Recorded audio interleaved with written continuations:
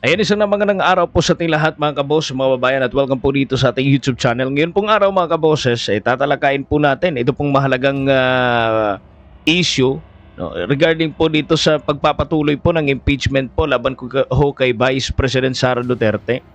Malapit na rin po itong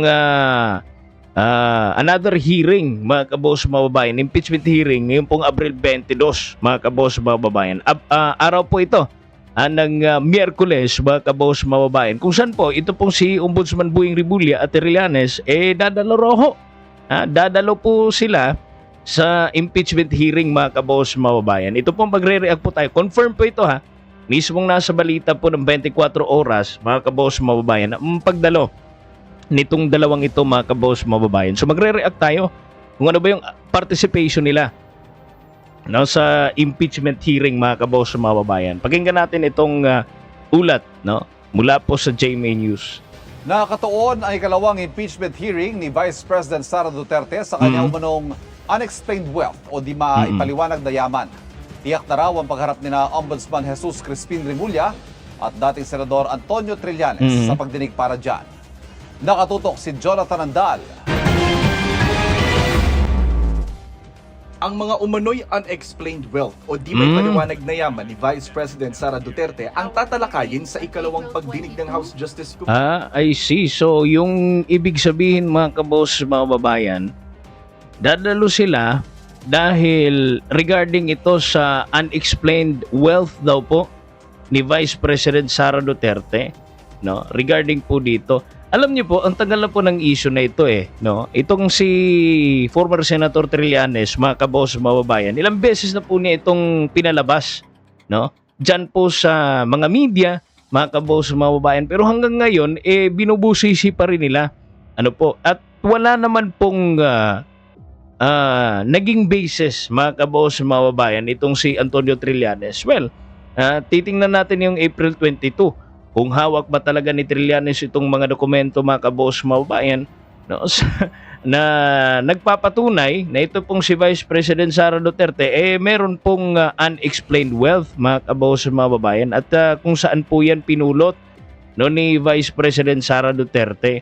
At syempre kabilang rin dyan si Ombudsman Rimulya. Ito pala yung participation nila, mga kabos, mga babayan, yung unexplained wealth ni VP Sara Duterte, ang paglalatag ng mga tinagong yaman ni Vice President Sara Duterte. Committee sa impeachment complaint laban sa kanya sa Miyerkules, April 22. Sabi ni Ombudsman Jesus Crispin Rimulya, dadalo siya sa pagdinig, dala ang mga SALN o Statement of Assets, Liabilities and Net Worth ng BISE.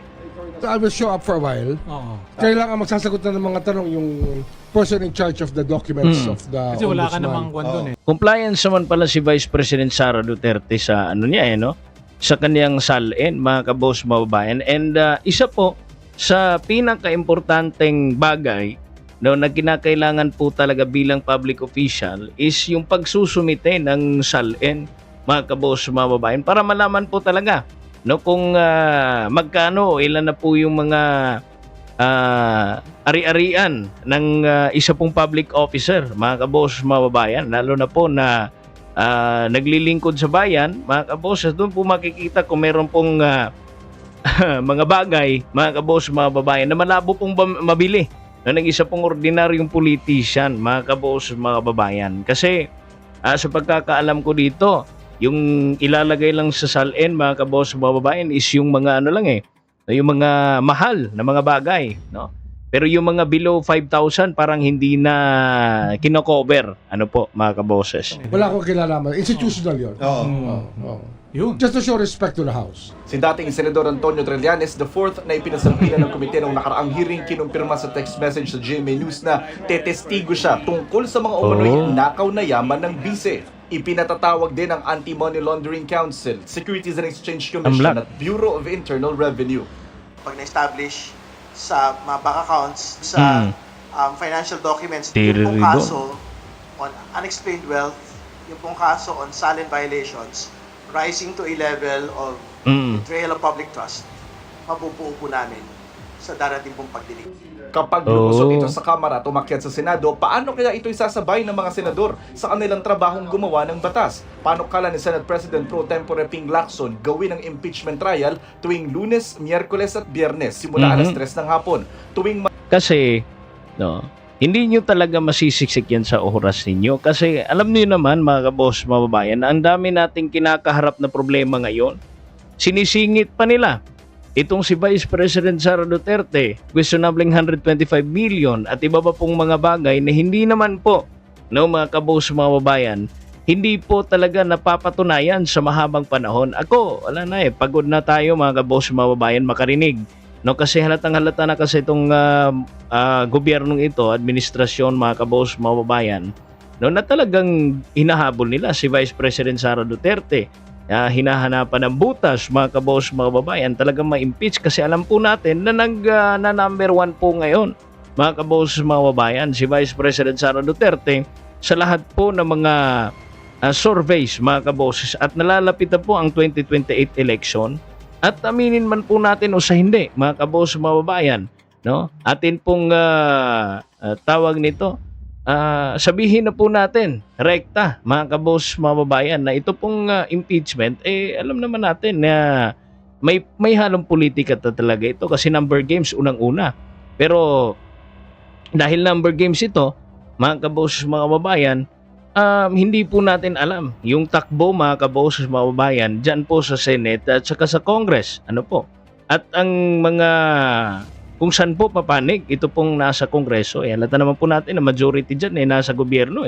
Ano po, mga kaboss, mga babayan, talagang pipilitin nila, mga kabosses, na mangyari itong impeachment kasi nga nalalapit na yung 2028 election. Mantakin niyo po ito, mga kabosses. Ito po yung mga delikado, no, na mangyari, mga kabosses. Mapipilitan po talaga sila na ipurso ito, mga kabosses, mga kababayan, lalo na po sa Senado kasi may pressure na, no, sa kanilang part, lalo na po sa mga bias dyan, mga kaboses, mga babayan. May pressure na po yan kaya sinisingit po nila.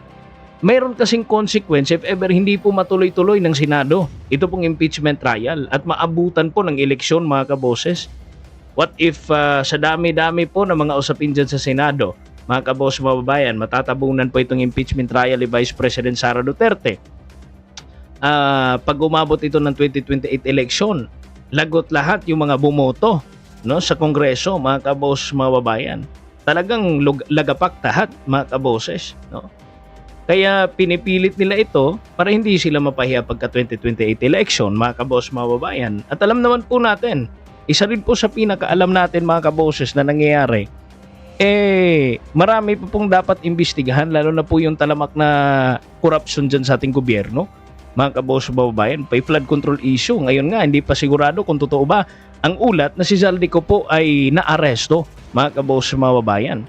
Dapat dito na tumutok kasi multi-billion na flood control scam itong nangyayari, mga kaboss, babayan.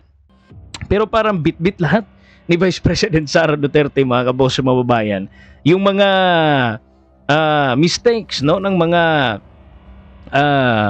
balasubas dyan sa gobyerno, mga kaboss, mga babayan, kasi sa kanya nakatuon ang atensyon ng Kongreso.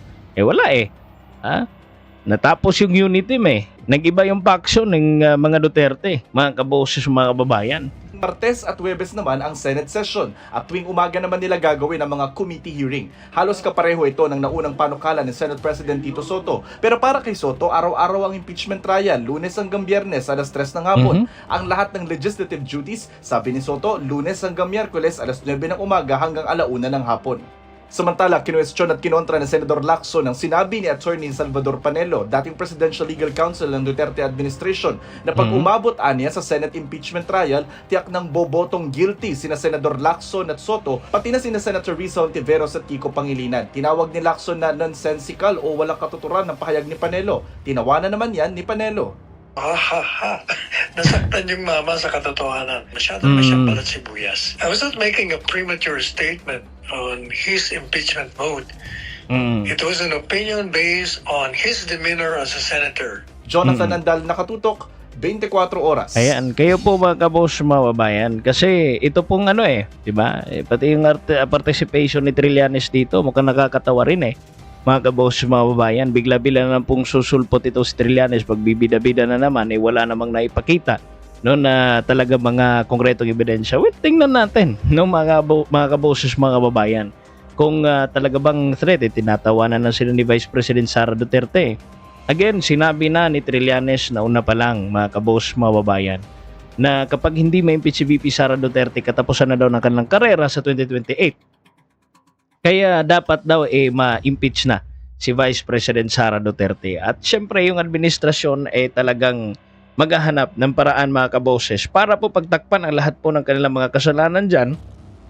Kasi talagang lalagapak po sila sa 2028 pag si Vice President Sara Duterte ang nanalo. Kaya po ano po yung reaction, opinion, suggestion po ninyo regarding po sa pag-usapan po natin yung araw, mga kaboses, mga babayan. God bless po sa inyong lahat at maraming salamat po sa inyong pakikinig. Hanggang sa next episode naman po, please like, subscribe, and share this video, mga kaboses, para marami po tayong marami pa po kayong upload na makikita dito po sa ating YouTube channel. Maraming salamat po, si Kaboses Wins, at kayo po yung nakikinig at nanunood dito sa Standpoint Analysis.